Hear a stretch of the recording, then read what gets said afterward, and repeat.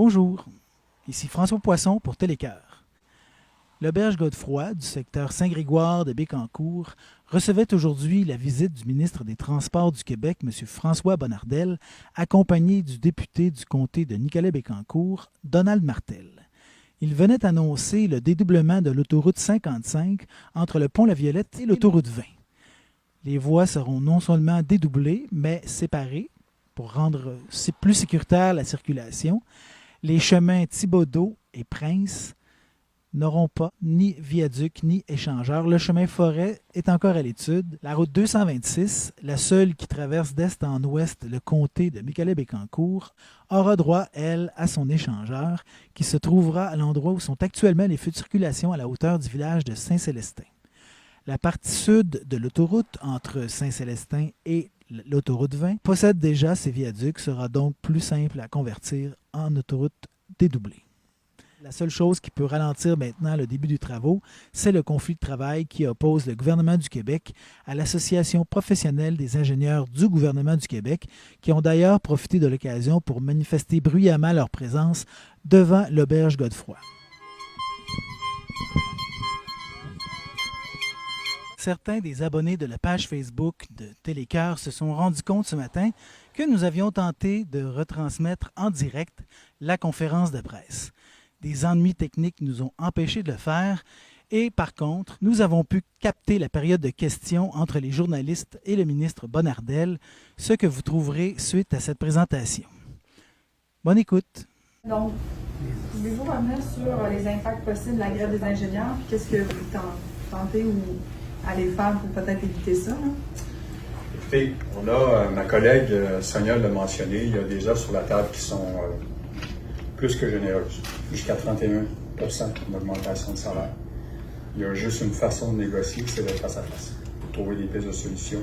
On connaît les enjeux des ingénieurs, je les connais depuis les 4 dernières années, ma collègue les connaît aussi, sauf qu'il reste que pour différents projets chantiers majeurs au Québec, dont celui-ci, il pourrait y avoir des impacts. Donc, dans ces conditions, on respecte le fait que ces ingénieurs considèrent qu'ils ont le droit de manifester, ça va de soi. Sauf que de l'autre côté, il y a des impacts non négligeables sur plusieurs chantiers au Québec. Bien, c'est ça, là, c'est un cas concret. Puisqu'on a une image, pouvez-vous élaborer les impacts que ça a, autres que des délais? Bien, tout ce qui est préparation du projet, honnêtement, je ne peux pas vous garantir qu'il y aura donc des travaux officieux officiellement qui vont commencer d'ici l'automne prochain, je le souhaite. Mais tout dépend des ingénieurs s'ils veulent revenir à la table des négociations pour qu'on puisse trouver un terrain d'entente. Donc, concrètement, l'échéancier, pour moi, est important en 2028. On s'attend à ce que les ingénieurs puissent revenir à la table pour être capables de réaliser, de commencer minimalement les appels d'offres de surveillance de chantier et autres, plus le déboisement possible.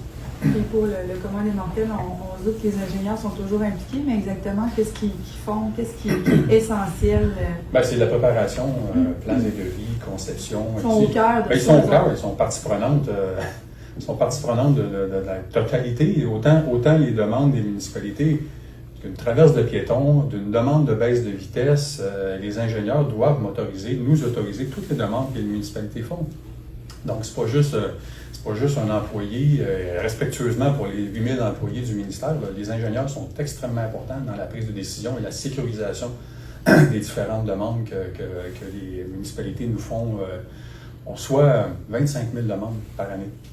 25 000. Vous comprenez jusqu'à quel point c'est beaucoup de travail dans les différentes directions territoriales du Québec. Puis en termes, peut-être juste un menu détail sur le plan, parce qu'on se demandait avant que la conférence commence, il y a un échangeur actuellement à la hauteur de Saint-Léonard-d'Aston, donc secteur sud, ce que vous pouvez qualifier. Il va arriver quoi avec cet échangeur-là? En ce moment, on peut sortir de la 55 et à Saint-Léonard-d'Aston. Il n'y a pas de... Là, c'est des feux de circulation. À 226, mais il va y avoir un échangeur. Ah, ici, vous, monsieur, vous parlez d'ici? Non, à Saint-Léonard. Saint-Léonard. Pardon? J'ai dit demeure. Ah, il demeure, c'est ça. Il n'y a rien de. Oui, on Okay. l'aurait indiqué s'il y avait eu des petits changements. Okay. Excellent. Merci. Est-ce qu'on a d'autres questions? Oui, tant que Donc, le rang 9, ça demeure, même si au fond, il va falloir refaire les aménagements, là, mais il n'y a rien qui est remis en question. Pardon, excusez-moi. Pour la sortie du rang 9, ça, il n'y a rien qui a été ou qui soit remis en question. Là. À Saint-Jean-de-Cestas, le rang 9. Non. Saint-Léonard. Ça, c'est Non. Saint-Léonard. Tout ce que vous voyez là comme tel, ça c'est doublement sur cette portion. Tout ce qui va changer ou être amélioré sur la portion nord.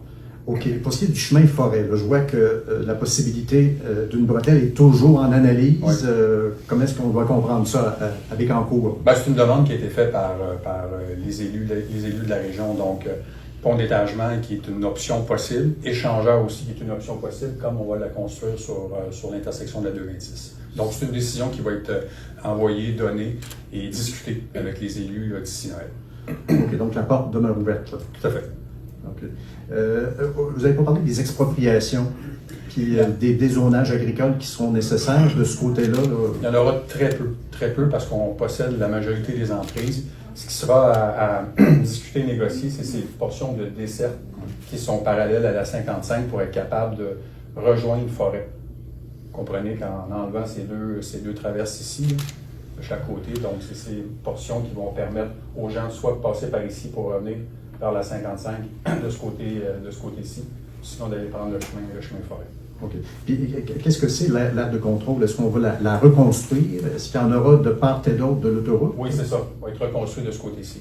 Est-ce qu'il y en aura des deux côtés? Là, Oui, il en le existe poste déjà. de la SAG, le côté reste là, ça n'a pas changé, c'est ça. OK, mais on en ajoute un. Oui. On déplace. On le déplace, oui, celui qui est ici, le futur site de contrôle, c'est celui qui est un petit peu plus ici, là, j'ai pas il s'en vient ici. OK, il n'y en aura qu'un seul. Là. Ben, ils vont être face à face. OK, il y en a deux. C'est ça. OK. Oui, c'est exact. C'est ça. OK. Est-ce que c'est pour compenser le fait qu'il y a, je pense, une aire de pesée là, actuellement sur le rang de Thibaudeau, là, qui théoriquement ne serait plus, ou en tout cas très difficilement accessible? Là? Là, il va falloir que je vérifie avec la SAC. Ça n'a pas rapport. C'est la balance commerciale privée. Non, ça n'a pas rapport. C'est privé. Ah, c'est privé, oui, c'est ça. Ça n'a pas rapport. OK, ça n'a rien à voir dans le débat. Et vous parliez de 340 millions. Oui.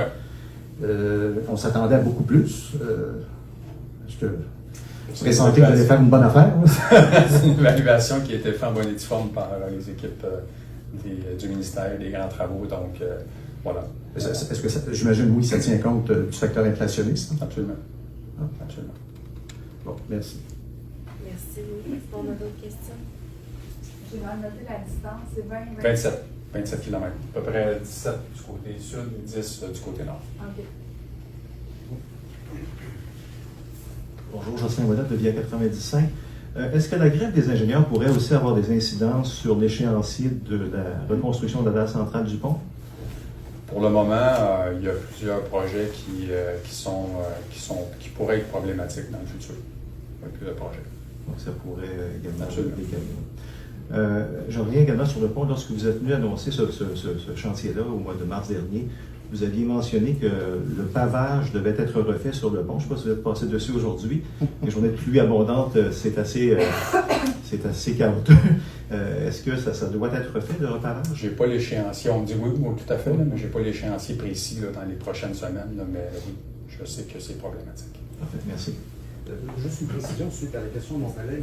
Le pont La Violette, est-ce que c'est recouvert par les services essentiels? Oui.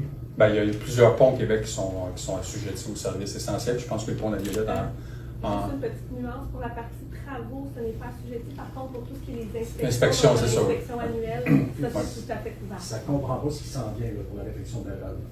Pour l'instant, C'est séparé, ça. Vous venez habiter sur la rive sud. Amélie Saint-Yves de nouveau. Pour les gens qui empruntent ce secteur-là régulièrement, on doit s'attendre à quoi comme entrave? C'est quoi le plan de match pour dédoubler? On doit s'attendre à quoi? Minimalement d'assurer ce qu'on a présentement. Il n'est pas question de fermer. Ce qu'on veut s'assurer, c'est qu'il y a une voie continue de chaque côté quand la construction va se faire. Il n'est pas question de fermer une portion de la 55 d'avoir des voies de desserte du côté de Saint-Léonard ou de Saint-Wenceslas. On veut s'assurer que les camions, surtout, je le disais tantôt, c'est quand même un pourcentage important. On ne veut pas commencer à avoir des camions en majorité sur la 167 ou autre. Donc, on va s'assurer, malgré le doublement, travaux majeurs, de garder des voies ouvertes sur la 55. Merci. Peux-tu me permettre une autre Bon. question?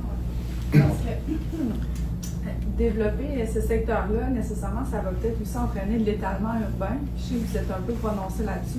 Vous êtes en dilemme à la CAQ, à savoir qu'est-ce qu'on favorise pas. Puis il y a beaucoup de milieux humides. Puis là, vous parlez de déboisement. Juste le pied du pont, le secteur Saint-Grégoire, avant, c'était des forêts. Puis là, c'est devenu du développement résidentiel.